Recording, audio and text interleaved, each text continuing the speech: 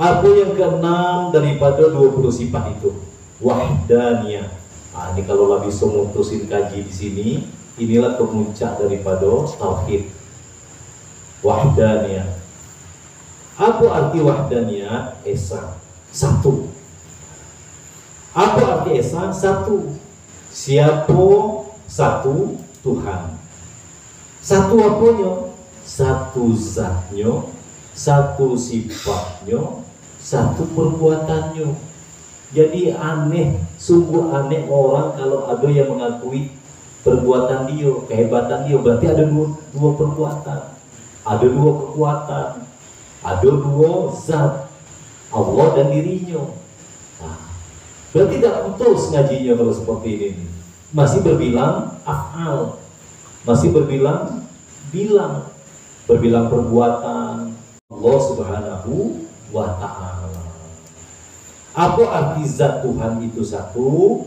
Pengertiannya ada dua macam. Zat Tuhan itu satu. Yang pertama apa? Tidak ada kamuttasil pada zat Tuhan. Nah, kalau di dalam Nahu Sorok ada rofa muttasil, rofa mum. Ini kalau tidak, memang tidak ngaji Nahu Sorok, sulit untuk membayangkan secara nyata keadaan yang ini nih.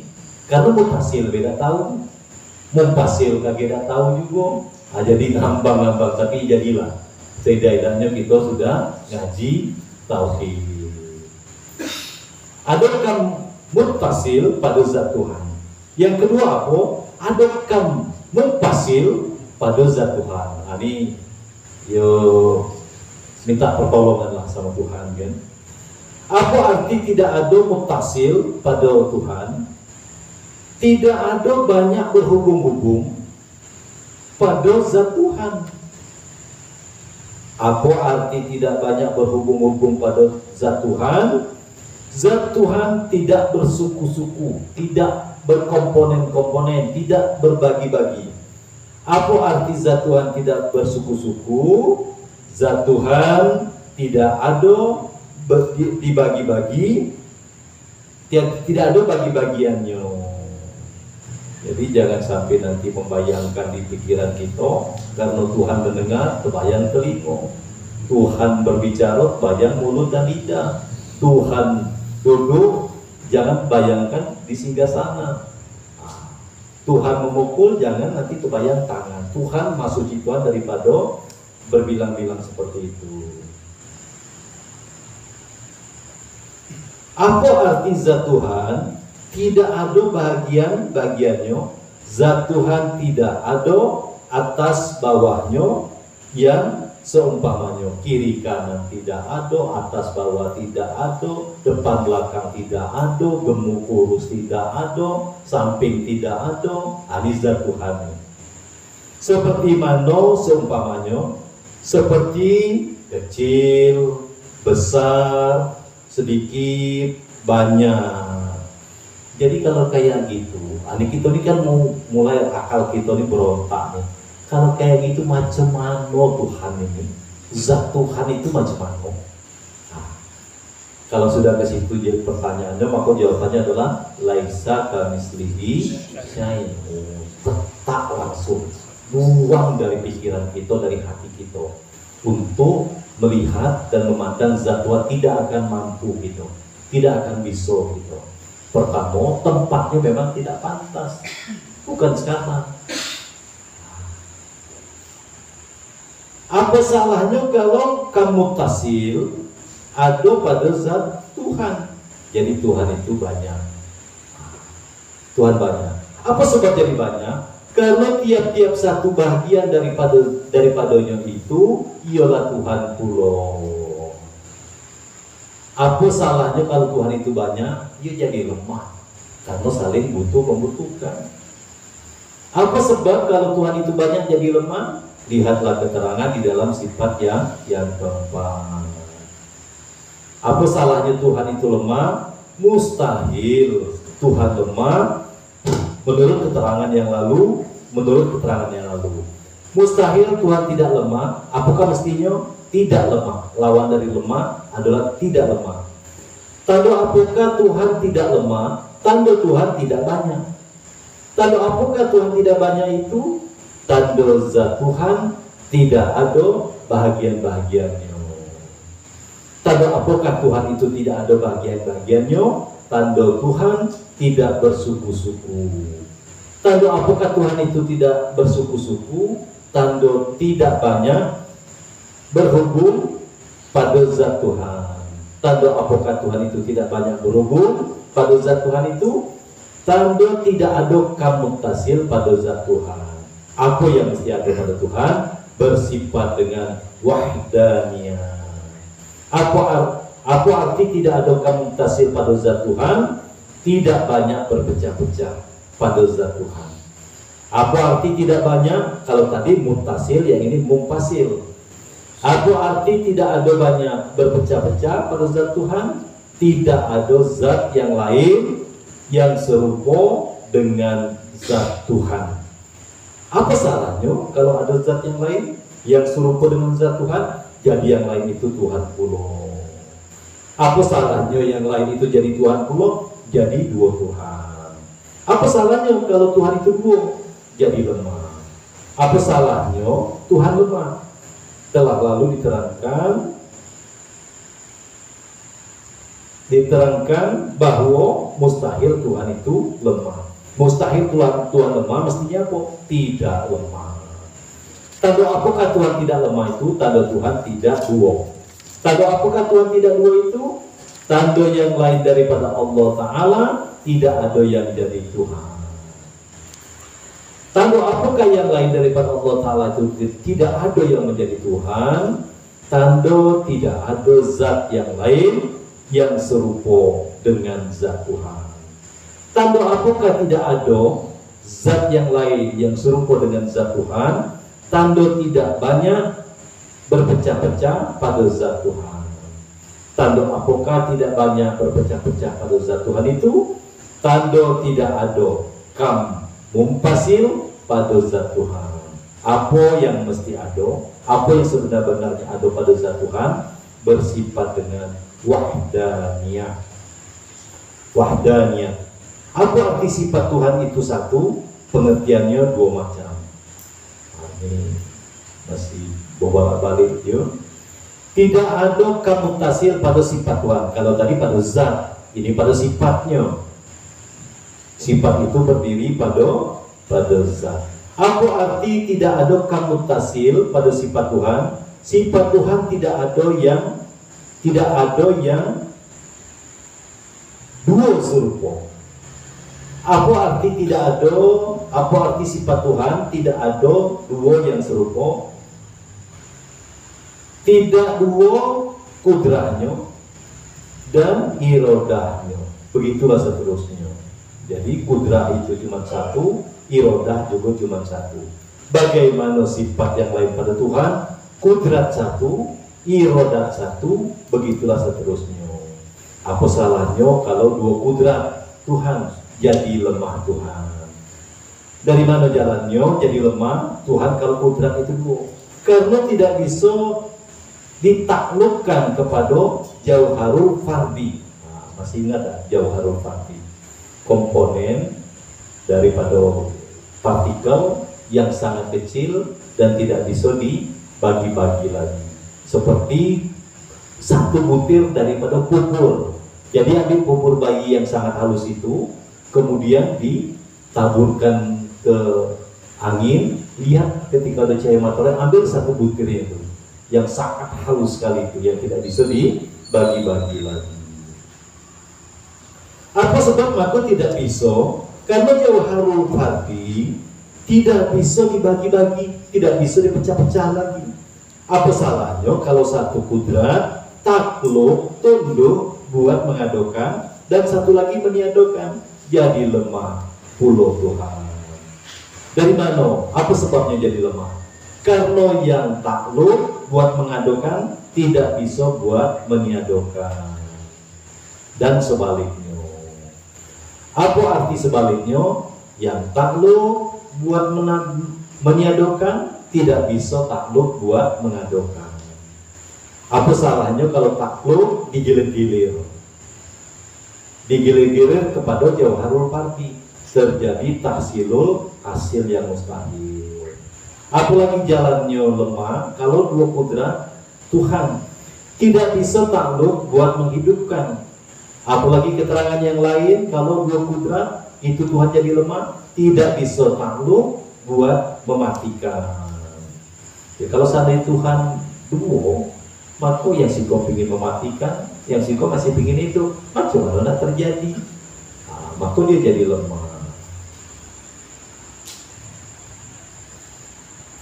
Apa sebab maka tidak bisa? Karena hidup dan mati tidak bisa dibagi-bagi lagi. Kalau mati 100%, kalau hidup 100%, tidak bisa dibagi-bagi.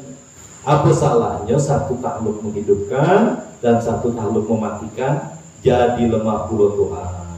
Dari mana jalannya jadi lemah? Karena takluk buat menghidupkan, tidak bisa buat mematikan dan sebaliknya. Apa arti sebaliknya? Yang takluk buat mematikan tidak bisa takluk buat menghidupkan. Apa salahnya kalau takluk digilir-gilir buat menghidupkan, terjadi tahsilul hasil yang mustahil.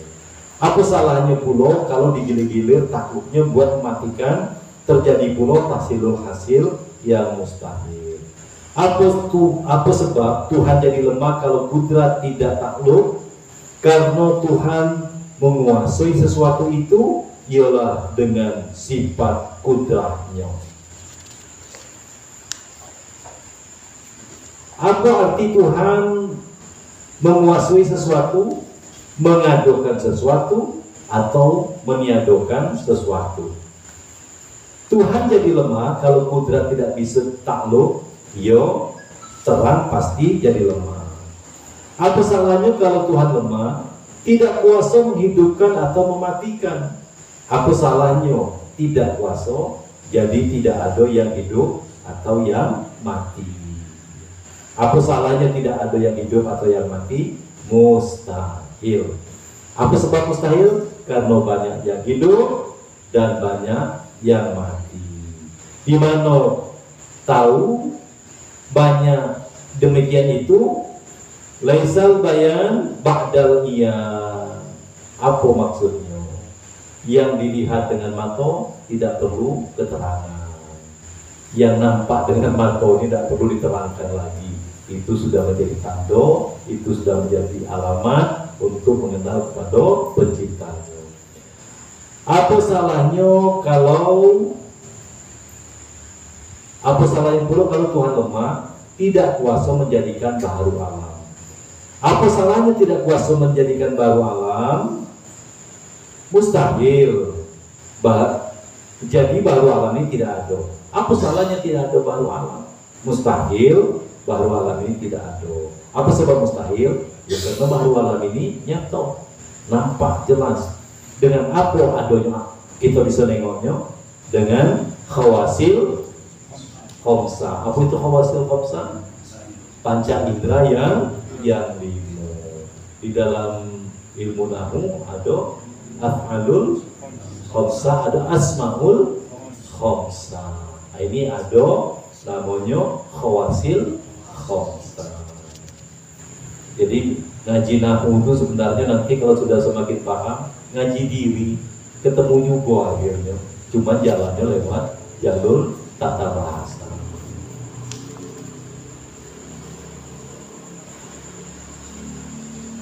Tanda apakah baharu alam adanya itu nyata? Tanda Tuhan tidak lemah. Tanda apakah Tuhan tidak lemah itu? Tanda tidak dua kudrat Tuhan. Kuasa Tuhan itu cuma satu. Tanda apakah kudrat Tuhan tidak dua itu? Tanda sifat Tuhan tidak ada dua yang serupa. Tanda apakah sifat Tuhan itu tidak ada dua yang serupa? Tanda tidak ada kam mutasil pada sifat Tuhan.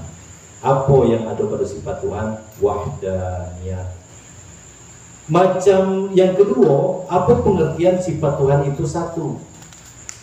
Kalau tadi zat Tuhan, tidak ada kamu pasil pada sifat Tuhan. Apa artinya tidak ada kamu pasil pada sifat Tuhan?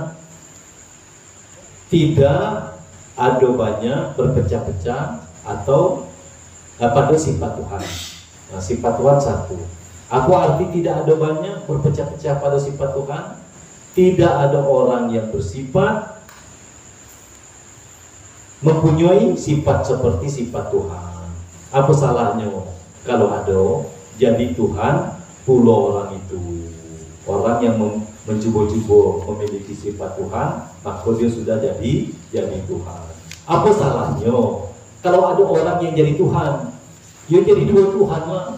Kalau banyak yang mau jadi Tuhan, ya Tuhan jadi banyak. Akhirnya, itu yang maka disuruh sembah. Kalau ada orang yang nak menjadi Tuhan tuh kita sembah lah. Karena dia sudah mengaku dirinya tuh Tuhan. Apa salahnya Tuhan dua? Dia jadi lemah. Apa sebab jadi lemah kalau Tuhan itu dua?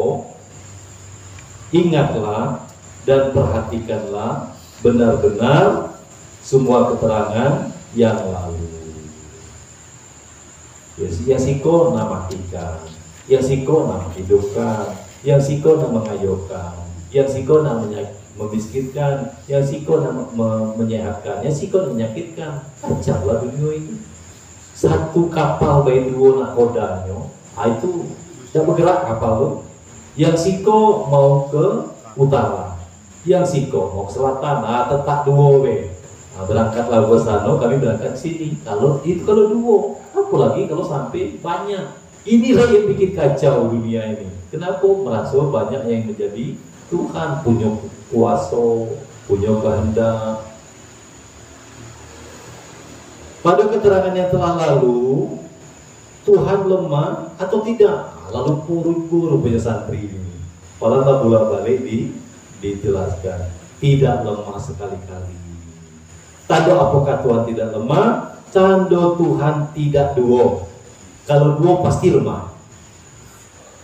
Tanda apakah Tuhan tidak dua itu? Tanda tidak ada orang yang jadi Tuhan. Tanda apakah tidak ada orang yang jadi Tuhan itu? Tanda tidak ada dua orang yang mempunyai sifat seperti sifat Tuhan. Tanda apakah tidak ada dua orang yang mempunyai sifat seperti sifat Tuhan itu? Tanda tidak ada banyak berpecah-pecah pada sifat Tuhan. Tanda apakah tidak ada banyak berpecah-pecah pada sifat Tuhan itu? Tanda tidak ada kambung pasir pada sifat Tuhan. Apa yang ada pada sifat Tuhan? Wahdaniyah. Apa arti perbuatan Tuhan itu satu? Tidak ada kambung pasir pada perbuatan Tuhan. Apa arti tidak ada kambung pasir pada perbuatan Tuhan? Tidak ada banyak berpecah-pecah pada perbuatan Tuhan. Baik sifatnya, baik zatnya, baik perbuatannya, cuman satu. Jangan lagi kita berbilang-bilang af'al. Jangan lagi kita ngaku-ngaku. Jangan lagi kita mendakwa nyangko-nyangko. Elok buanglah diri ini jauh-jauh. Amal tak punya, kekuatan tak punya, kuasa tak punya. Bahagia orang yang itu. Kalau tak stres itulah. Kalau tak do masih juga lagi merasa punya kuasa, punya ilmu, punya berbagai macam. Ini stres jadi. Apa arti tidak ada banyak berpecah-pecah pada perbuatan Tuhan? Ini pada perbuatannya lagi. Yang lain dari Tuhan, tidak ada yang menjadikan apa-apapun juga. Tidak ada. Tapi yang menjadikan listrik itu bukan menjadikan. Yang menemukan ini namanya penemu. Berarti dia terima barang jadi. Dia olah dikit, baru bermanfaat. Jadi bukan penemu dia sebenarnya, bukan pencipta. Apa arti tidak banyak yang lain daripada Tuhan itu? Tidak ada yang bisa menjadikan apa-apapun juga. Apa sebab yang lain daripada Tuhan? Tidak ada yang bisa menjadikan apa-apapun juga. Karena yang lain dari Tuhan itu sungguh lemah, selemah-lemahnya. Ini tauhid. Kalau tauhid tidak boleh tidak boleh goyang, harus bulat. Tidak boleh pincang, harus lurus. Selain daripada Tuhan, itu adalah lemah selemah-lemahnya. Apa arti lemah selemah-lemahnya itu? Tidak bisa mengadukan, atau meniadakan apapun. Seperti apa yang demikian itu? Seperti menumbuhkan gigi. Nah, coba kalau paden, tumbuhkan gigi. Ada tidak pernah kita ngatur gigi kita? Tidak. Gigi itu sudah diatur oleh Tuhan. Atau bayi, anak yang baru lahir. Seperti apa lagi? Seperti apa pula yang dinamakan meniadakan? Seperti memutih kuningkan muka orang hitam legam. Apa sebab yang lain daripada Tuhan itu lemah selemah-lemahnya? Karena tidak ada padanya sifat taksir. Ini garis bawahi betul. Manusia biar hebat macam mana pun, pintar macam mana pun, kuat macam mana pun, tidak punya sifat taksir. Apa sifat taksir? Kudrat, irodat, ilmu, hayat. Tidak berkuasa, tidak punya ilmu, tidak punya kehendak, tidak punya kehidupan. Berarti dia sama seperti yang lain, lemah selemah-lemahnya. Ini etikot. Bukan artinya, ini kadang-kadang kita ini salah dalam pakai tauhid. Datang ngaji, turun dari motor, tolong Ustaz dari motor aku, ngaku aku di lemahnya. Bukan kayak gitu. Orang yang lemah itu gagah dia, perkasa dia, tegap dia. Orang yang lemah di dalam etikot dia. Kenapa? Karena dia ditolong oleh Allah Subhanahu wa Ta'ala. Makanya dikaji ikam, tahkikkan lemahmu, maka engkau menjadi kuat. Tahkikkan hinamu, maka engkau menjadi mulia. Tahkikkan fakirmu, maka engkau akan menjadi kaya. Apa arti tahkikkan? Benarkan, luruskan, betulkan. Kita ini malah mengerjakan sebaliknya.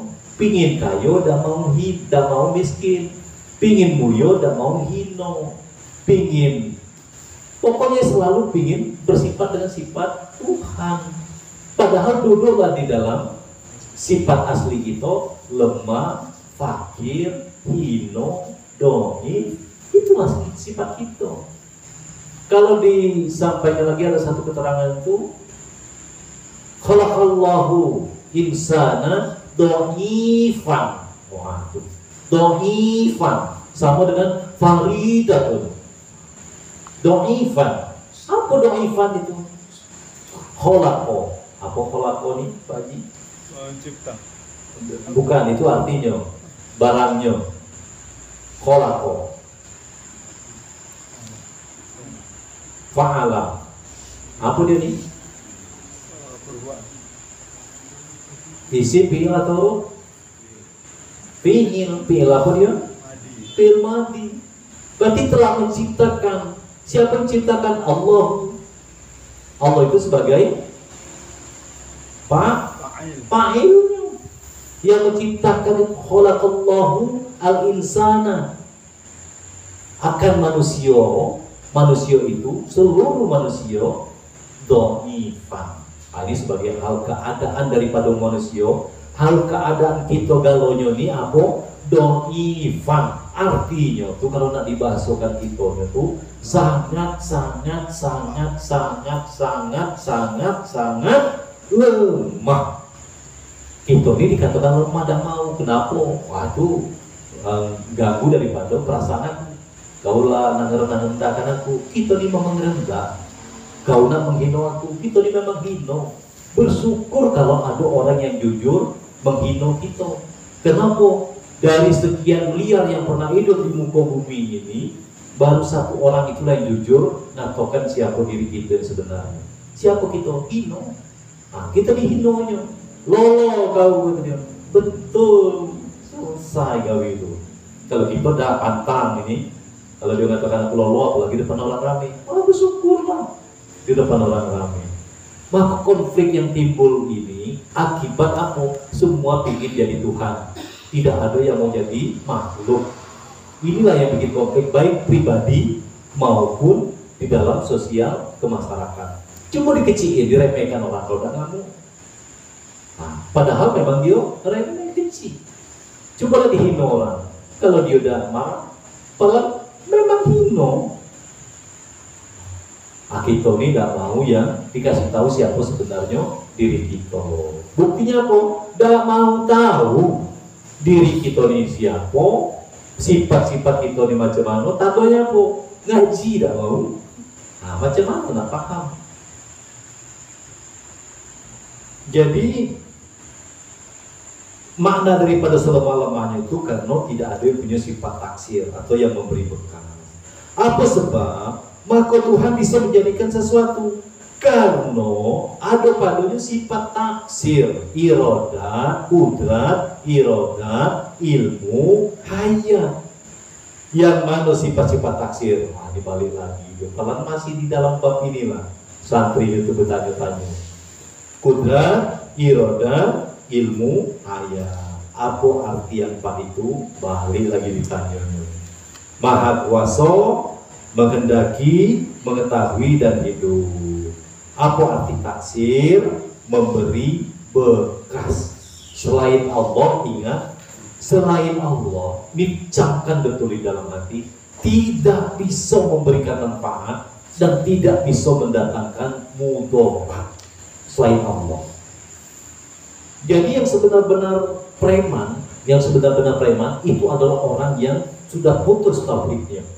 Karena dia tidak ada lagi yang dikhawatirkannya, tidak ada lagi yang ditakutinya, tidak ada lagi yang diibadahinya, kecuali cuma sama Allah.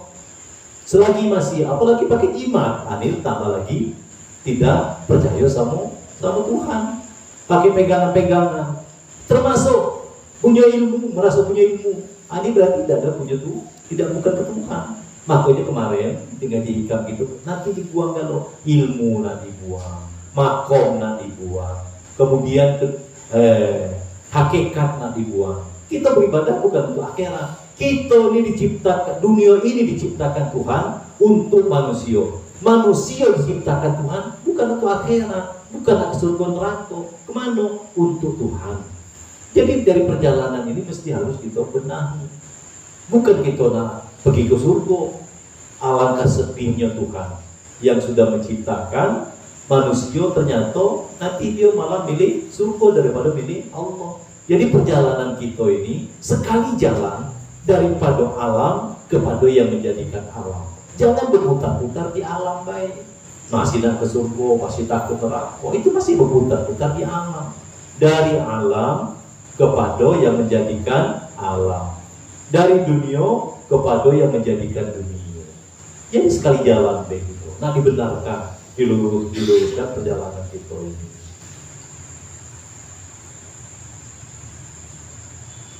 Apa arti memberi bekas? Bisa mengadokan yang belum ada dan sebaliknya bisa menyadokan yang sudah ada. Ini arti taksir atau memberi bekas. Sekali lagi selain Allah tidak ada yang mempunyai sifat taksir, tidak ada yang memberi bekas. Siapa yang kuasa memberi bekas itu? Hanyalah Tuhan sendiri, lain tidak. Apa sebab kudrat, irodat, ilmu, hayat dinamai sifat taksir, sifat yang memberi bekas? Karena Tuhan bisa memberi bekas dengan sebab adanya itu sifat pada Tuhan. Kalau begitu, bukan sifat taksir yang memberi bekas. Iya memang bukan, jangan salah paham. Tapi sifat ini berdiri pada zat, bukan sifatnya itu ya memberi bekas. Siapa yang memberi bekas? Hanya zat Tuhanlah sendiri. Sifat taksir sama memberi bekas atau tidak? Tidak sekali-kali. Jangan salah pengertian. Cobalah terangkan sejelas-jelasnya supaya jangan salah pengertian. Sifat taksir tidak bisa menjadikan apa-apa pula. Sifatnya itu, kudrat, itu tidak bisa pula menjadikan apa-apa. Jadi yang bisa menjadikan siapa? Zat Allah Subhanahu wa ta'ala. Sifat tidak bisa, tidak punya kuasa. Siapa yang bisa menjadikan sesuatu? Zat Tuhan yang bersifat, ini mesti harus apa dipisahkan. Zat Tuhan yang bersifat dengan sifat taksir. Bukan sifat taksirnya itu yang memberi bekas. Apa arti yang bersifat dengan sifat taksir? Ada padanya sifat taksir. Kalau diitikotkan, kalau kita punya kepercayaan, kalau kita etikotkan sifat taksir yang menjadikan sesuatu, apa hukumnya? Kafir. Kalau di tauhid ini tidak main-main, asal tidak wahdaniyah maka dia kafir, pasti kafir. Kenapa? Menyangkut ada dua perbuatan, menyangkut ada dua sifat, menyangkut ada dua zat, Tuhan dan dirinya. Dia mutusnya itu di wahdaniyah inilah. Selagi masih berbilang-bilang af'al, berbilang-bilang sifat, berbilang-bilang zat, orang itu masih di dalam kekafiran. Dibilang kafir marah, tapi di dalam perbuatannya dia sudah memakai pakaian Tuhan. Kalau diatikotkan sifat taksir dan zat Tuhan yang menjadikan sesuatu, ini macam mana nih? Kalau sifatnya tidak bisa menjadikan, cuma zat yang bisa menjadikan. Kalau dua-duanya berkolaborasi, sifat dengan zat macam mana? Kafir pula. Kafir tidak bisa main-main kalau tauhid ini. Jadi yang menjadikan siapa? Zat Allah Subhanahu wa ta'ala, bukan sifatnya. Bagaimana etikot yang sebenar-benarnya yang tidak menjadikan kafir, yang tidak jadi ingkar, sesuatu itu dijadikan oleh Tuhan dengan sifat kudratnya. Jadi yang menjadikan tetap zat, bukan sifat. Sifat kudrat sama menjadikan atau tidak? Tidak sama sekali-kali. Pahamkanlah sungguh-sungguh benar-benar. Ini cara ulama membuat bahasa Arab itu di dalam bahasa Indonesia. Macam mana kayak gini nih? Tidak sama sekali-kali. Perhatikanlah sungguh-sungguh benar-benar. Saking kalimat itu menampilkan minta pengertian itu seperti ini. Kalau kita ini semuanya wajib, kalau puasa wajib, sholat wajib, makanya banyak dilanggar orang. Tapi kalau sangat wajib, tetapi sayang yang sangat wajib itu cuma dipelajari ini lah, di ngaji ini lah. Fari betul, menuntut ilmu itu sangat wajib. Cobalah buat benda bandingan yang ada pada kita, seperti kita menulis dengan pena. Ini contoh antara sifat dan zat yang bekerja. Pena sama menulis atau tidak? Pena bisa menulis tidak? Tidak bisa. Tidak bisa sekali-kali. Apa sebab dikatakan? Apa gunanya itu pena? Alat perkakas kita buat menulis. Siapa yang menulis? Kita yang memegang pena. Apa salahnya kalau kita katakan sama menulis, pena menulis, kita menulis? Tidak benar, tidak betul. Mana keterangan bahwa tidak benar pena sama menulis? Karena menulis itu satu pekerjaan, satu perbuatan. Pena tidak bisa bekerja. Mana bisa pena itu kerja? Kerja apapun. Cobalah buat umpama yang satu lagi. Ya, tadi menulis nih. Ya jelas pena tidak bisa menulis. Siapa menulis? Kita yang megang pena. Nah, coba buat satu lagi perumpamaan. Seperti kita membeli pena dengan duit. Kita beli pena dengan duit. Samukah atau tidak? Samukah atau tidak uang itu membeli pena? Kita membeli pena dengan uang. Kemudian kita katakan uang yang membeli pena. Tidak sama sekali. Apa sebab dikatakan tidak sama? Karena uang tidak pandai membeli pena. Apa gunanya? Itu uang, alat perkakas kita buat membeli pena. Dia cuma perkakas, fasilitas. Yang membeli pena siapa? Kita yang kita yang mempunyai itu uang. Apa salahnya kita katakan uang itu sama membeli pena? Tidak benar, tidak betul. Jadi tidak boleh toleransi kalau sini. Harus terpisah jelas. Manakah keterangannya? Membeli pena itu satu pekerjaan. Bagaimana pekerjaan membeli pena? Pergi ke toko, tawar-menawar, pilih-memilih. Uang tidak bisa seperti itu. Bisa ada duit nawar? Tidak bisa. Milih barang? Tidak bisa. Iya. Uang tidak bisa kerja apa-apa. Kalau begitu, segala perkakas tidak sama bekerja. Iya, tidak sama pahamkanlah benar-benar. Kalau cuma Tuhan yang memberi bekas, apa yang ada pada si baru? Usaha dan ikhtiar. Nah, ini jangan sampai kita ini kadang-kadang ya di usia kita muda lah. Nah, itu tidak bisa dipungkiri.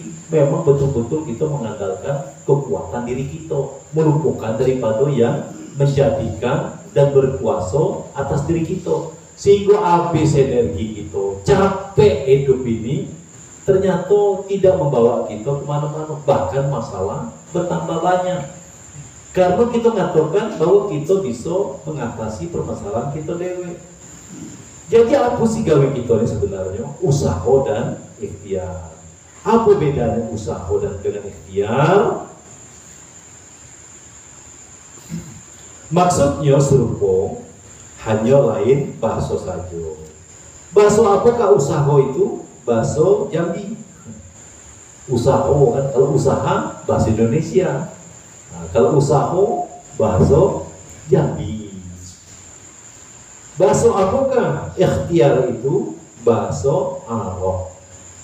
Bahasa Arab. Apa artinya usaha dan ikhtiar itu? Sengaja dan memilih kepada sesuatu pekerjaan. Apa nama pekerjaan yang tidak disengaja? Ada pekerjaan ini tidak disengaja, ada yang disengaja. Ittirar. Apa arti ittirar itu? Terpaksa atau tergagah. Nah, ini maka Tuhan itu maha suci daripada tergagah, terpaksa. Seperti apa umpamanya ittirar? Seperti orang yang jatuh dari memanjat pohon kayu. Orang yang jatuh, jangan orang sengaja jatuh-jatuhin baik, panjat tinggi-tinggi, terus jatuh ke bawah. Dia jatuh itu tidak sengaja. Seperti apa lagi? Umpamanya usaha dan ikhtiar itu seperti orang yang bertani. Seperti apa lagi? Seperti orang yang berniaga, berdagang. Karena apa si baharu?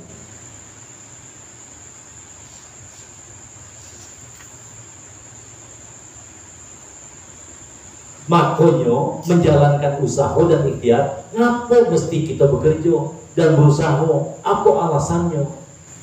Karena hendak menyampaikan hajat yang ada di dalam hatinya. Dia dah menyampaikan hajat. Usaha dan apa hajat orang yang bertani? Hendak mendapatkan hasil bumi dengan panen yang akan diterimanya nanti.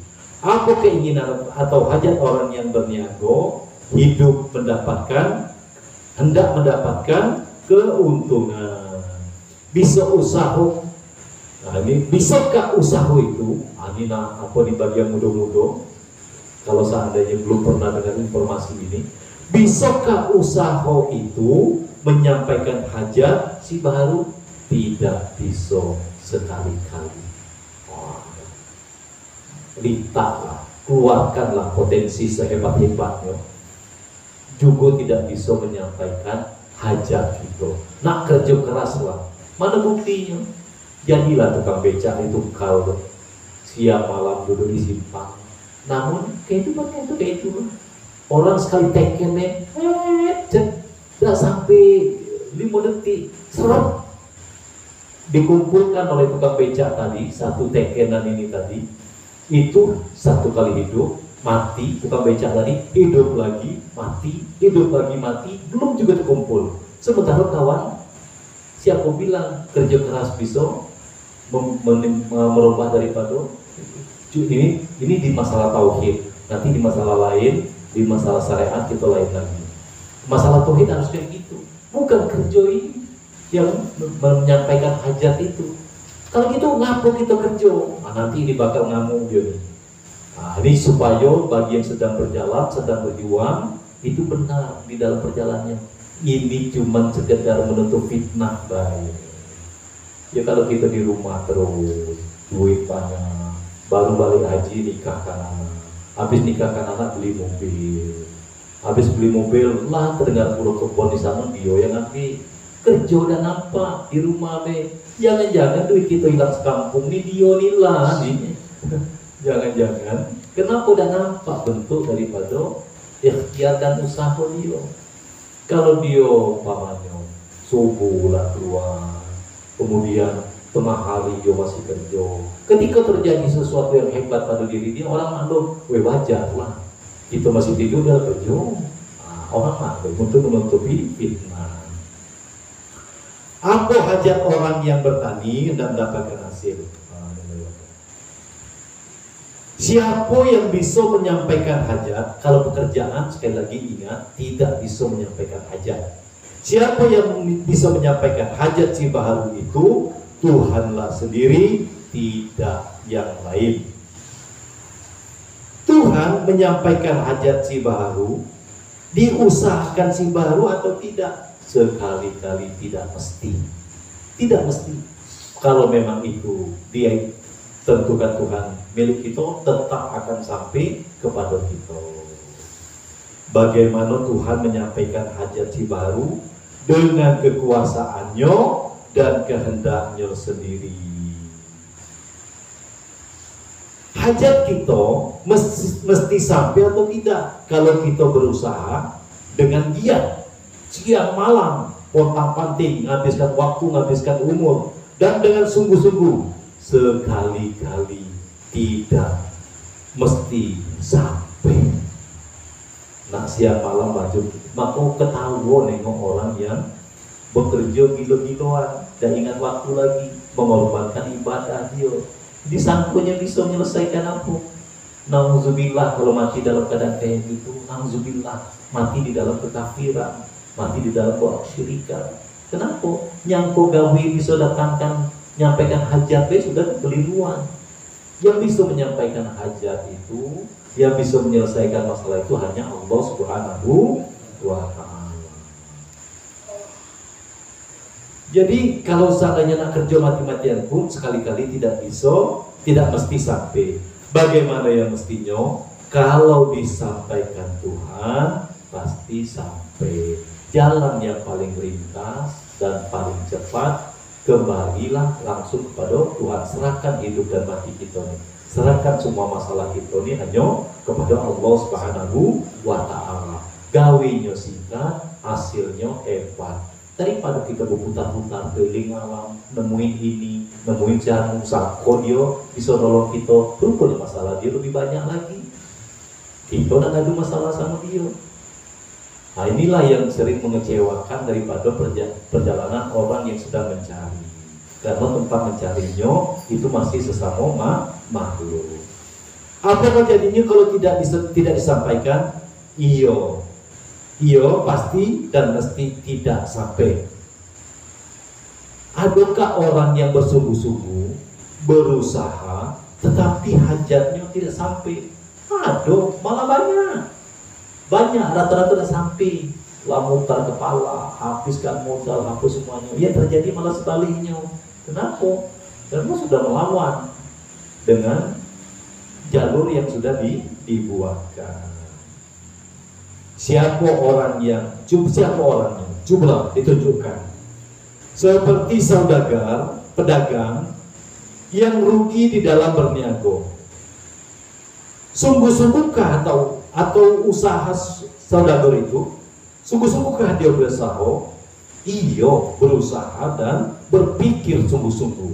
berapa modalnya, berapa nak jual, kemana jualnya, bagaimana cara jualnya. Berpikir sungguh-sungguh dia. Apa yang diusahakan dan dipikirkannya itu supaya beruntung dan jangan berugi.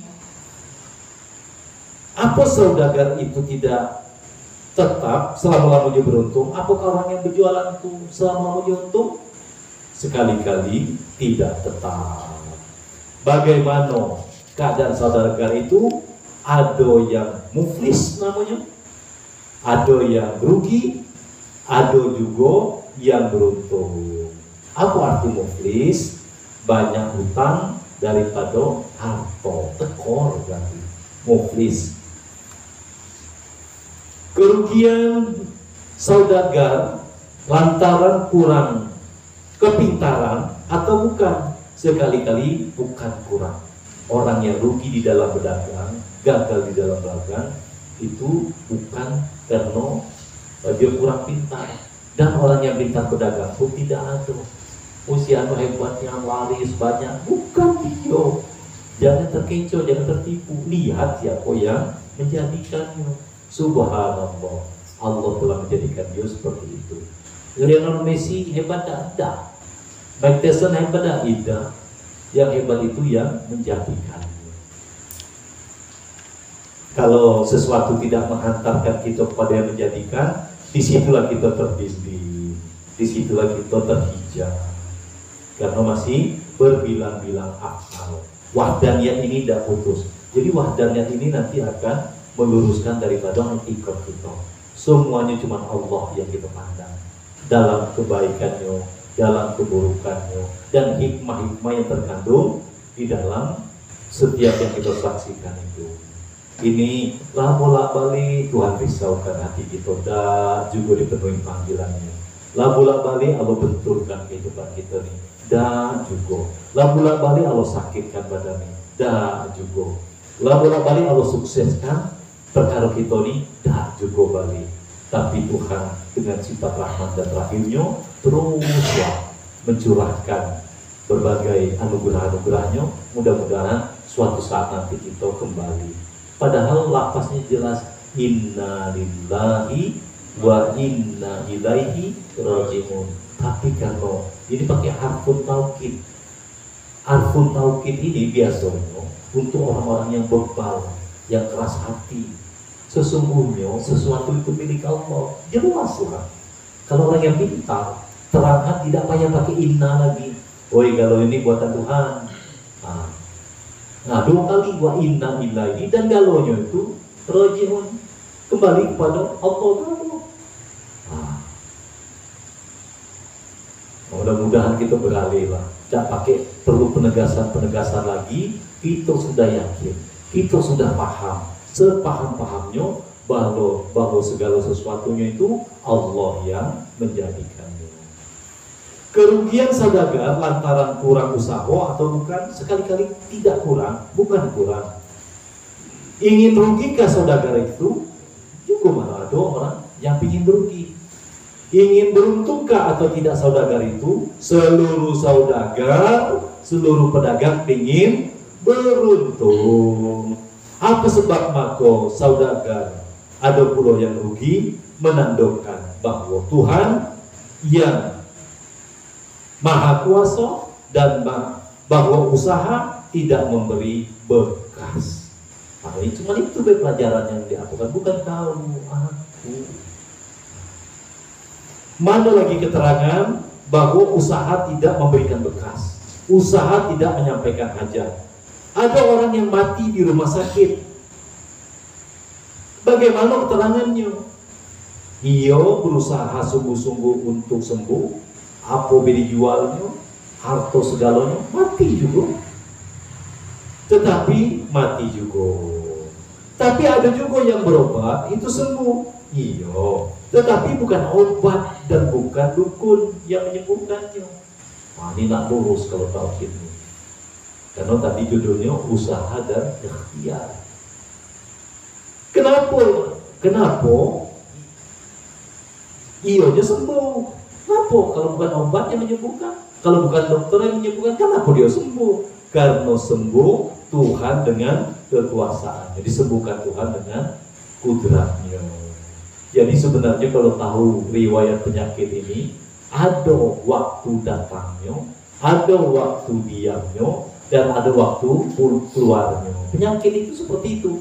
Nak makan obat apa baik, nak makan bagaimanapun kualitasnya, kalau dia belum habis waktunya, maka dia tidak akan sembuh. Benarkah Tuhan menyembuhkan tetapi lantaran? Nah, ini kan kita sering nih pakai lantaran. Lantaran sebabnya kok diobati dukun atau dokter, sekali-kali tidak benar. Nah, ini jangan sampai pakai lantaran-lantaran dan tidak betul. Bagaimana yang sebenarnya dan yang sebetul-betul itu macam mana? Tuhan menyembuhkan lantaran Tuhan Maha Kuasa. Apa salahnya kalau dikatakan disembuhkan lantaran obat atau dukun? Sekali-kali tidak benar dan tidak betul. Mana keterangannya bahwa tidak benar dan tidak betul? Tuhan menyembuhkan, tidak perlu dukun dan tidak perlu obat. Adakah yang disembuhkan Tuhan dengan tidak berobat sama sekali? Ada, banyak dan sering terjadi. Yang diobati oleh dukun besar, dukun viral, dukun yang terkenal, makanya tidak usah capek-capek deh nyarikan uragan tuh. Kenapa? Kita bersama dengan dia, sama-sama lemah, sama-sama hino. Ini kemana yang bisa menunjukkan kehebatan berkejar rame-rame, malah semakin memperjauh perjalanan. Adakah yang disembuhkan? Nah, yang diobati oleh dukun besar, ada juga yang dimatikan Tuhan atau tidak? Yang diobati dukun, bahkan dukun itu sendiri banyak yang mati. Jangankan yang diobatinya, dukun yang obati itu dukun sudah banyak yang mati. Ini kita nih gampang nih yang terobat hampir. Kenapa? Ya kayak itulah keadaan kita. Karena apa? Dukun besar tidak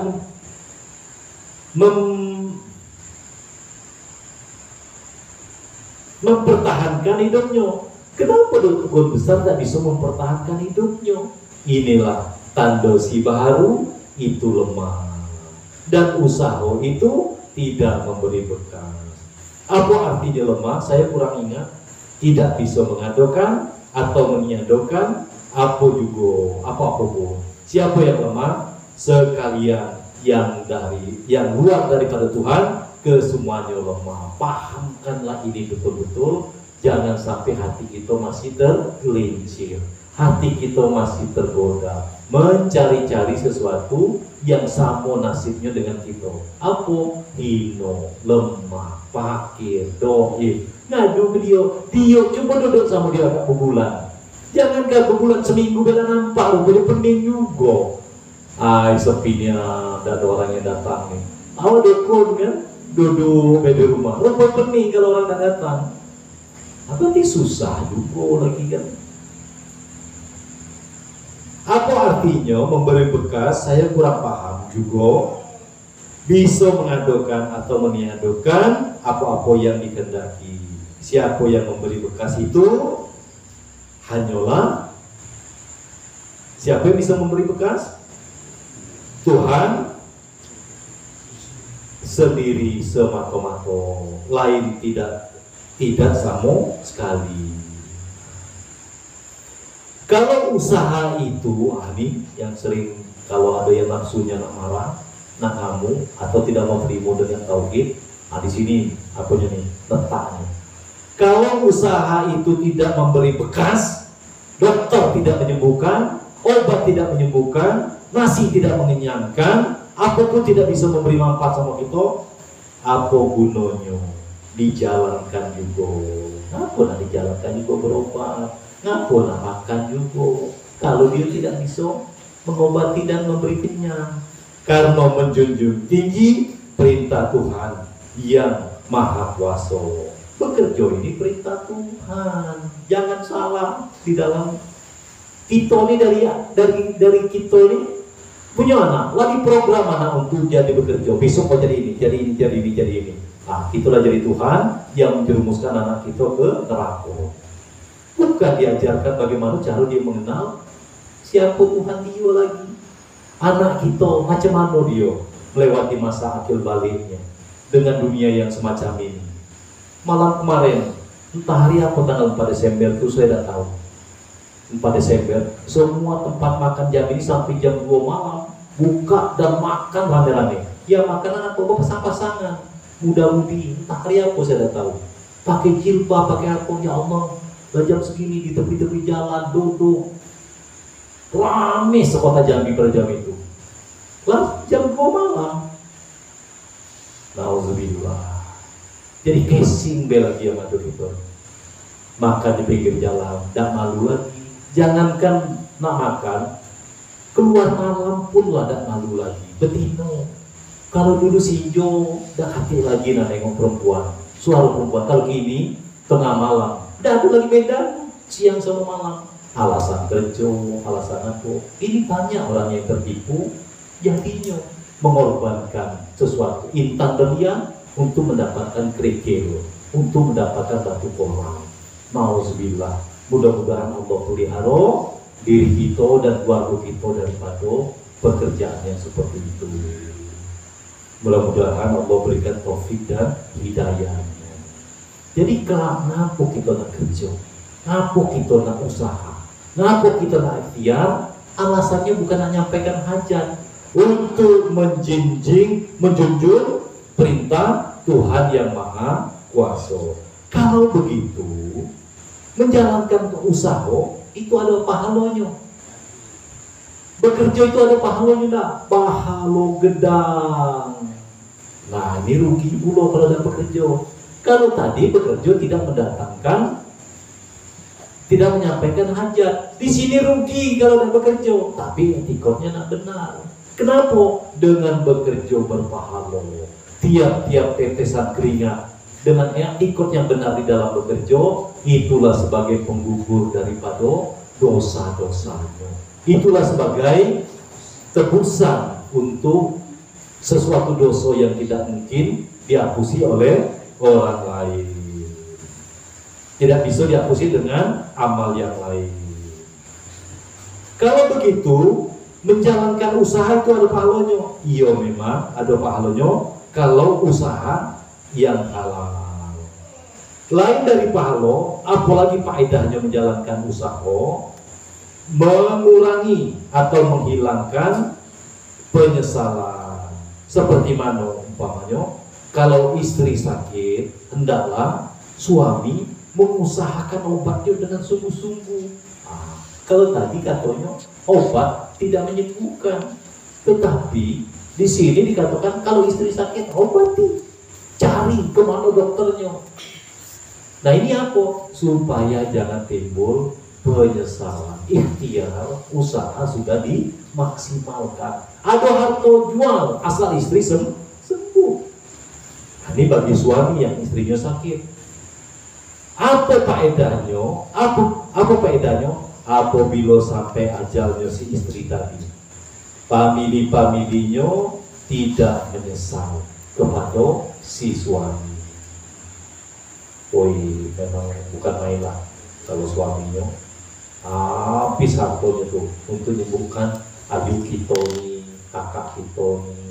Tapi ya gimana? Dia berusaha menghilangkan penyesalan.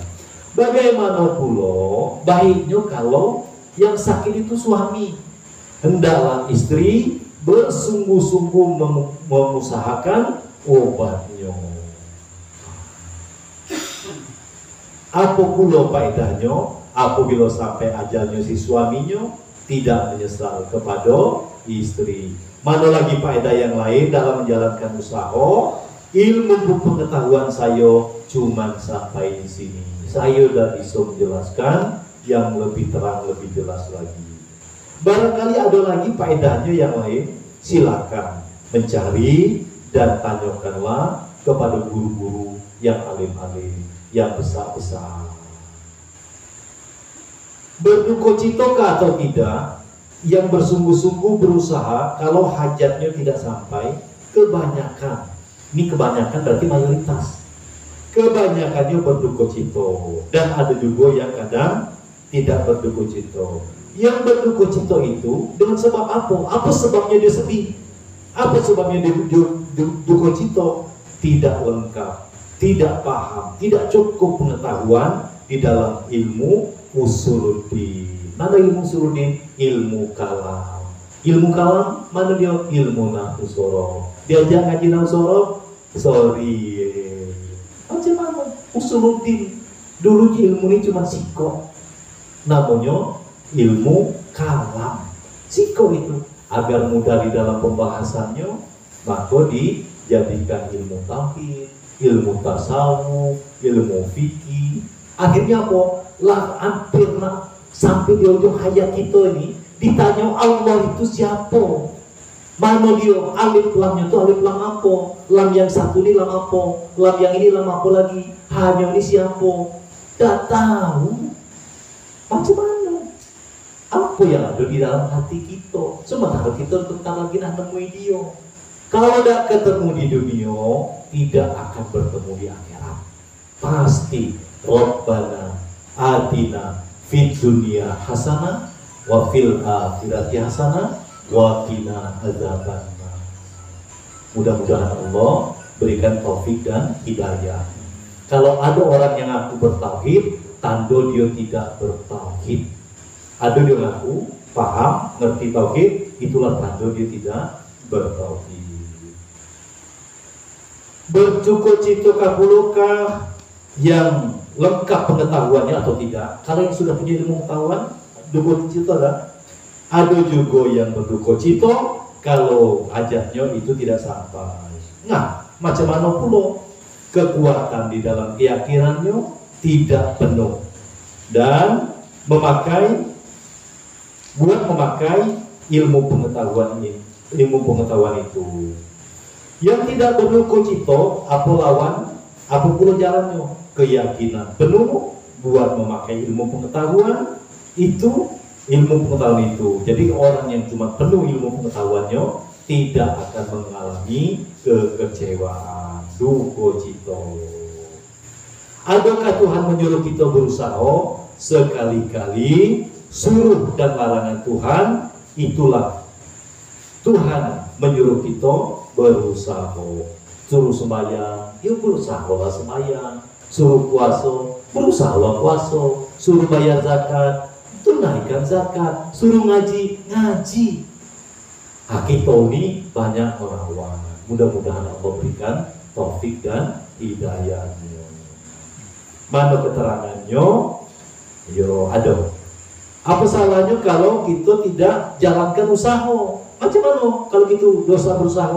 Kalau tidak nyampaikan hajat juga, jadi kita tidak mematuhi perintah Tuhan.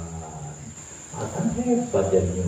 Hikmah kerja kita yang selama ini, capek-capek kita yang selama ini, ternyata pertama menjunjung tinggi perintah Tuhan, yang kedua kita patuh kepada Tuhan yang telah menjadikan kita.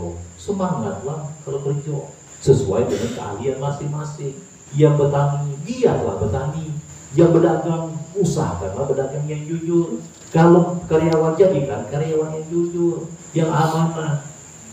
Apa salahnya kalau kita tidak mematuhi suruhan Tuhan, kita berdosa kepada Tuhan. Bukankah sudah diterangkan bahwa usaha itu tidak bisa menyampaikan hajat? Tadi guru ngomong, usaha dalam menyampaikan hajat? Iya, memang usaha itu tidak bisa menyampaikan hajat. Apa sebabnya Tuhan menyuruh kita menjalankan berusaha? Jawab pertanyaan ini tidak tetap kalau dengan dikatakan saja. Dipikir-pikir saja. Bagaimana jawaban? Bagaimana jawaban yang tepat sekali-kali? Ada tersebut di dalam Quran yang mulia, la yus'alu amma yaf'alu. Bagaimana bacaannya? La yas'alu amma yaf'alu. kepadaku. Apa artinya? Tidak ditanyakan barang yang dibuat oleh Tuhan. Artinya perbuatan Tuhan jangan dipertanyakan. Apa maksudnya? Tidak boleh didakwa atau ditanya apa-apa yang diperbuat oleh Tuhan. Sesuku Tuhan buat apapun. Apa sebab maka Tuhan tidak boleh didakwa? Karena tiada sesuatu Tuhan, tiada sesuatu pun yang berkuasa kepada Tuhan. Dengan kekuasaan dan kehendak kita sendirikah usaha kita itu atau tidak? Tidak. Saya dan saya baik selesai pendidikan maupun di dalam pekerjaan mau jadi tukang jualan ayam, tidak ada. Ya, tetapi ini adalah ketetapan dari Allah yang mesti harus kita junjung dengan penuh lapang dada.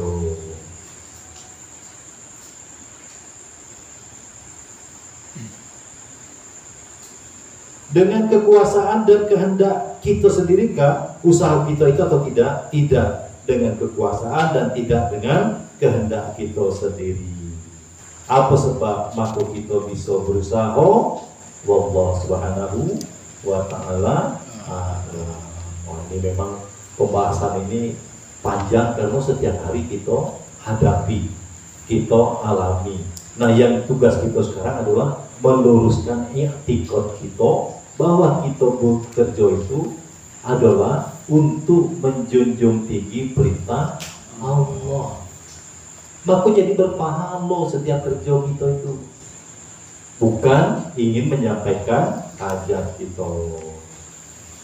Mudah-mudahan Allah berikan kepahaman sehingga akhirnya di dalam hidup ini kita menjalankan dengan penuh sukacita dan dengan penuh keriduan, kelapangan hati.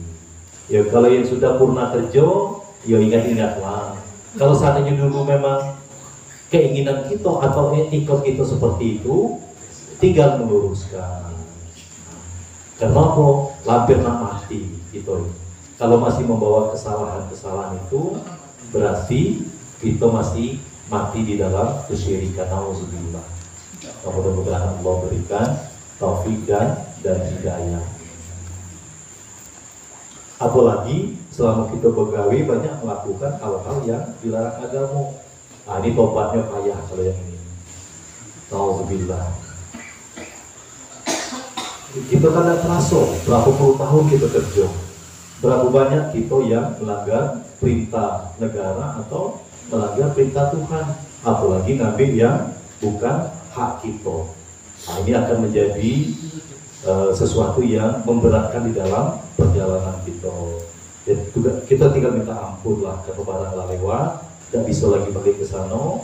Kita minta ampun, mudah-mudahan Allah ampun. Yang penting kita ngaku sekarang, kita nyesal sekarang, sehingga kita balik nanti betul-betul membawa ketauhidan yang bersih dan jernih. Apalagi kalau sampai hari ini kita merasa tidak punya dosa, nauzubillah min dzalik. Berarti memang ya mudah-mudahan Allah beri taufik dan hidayah.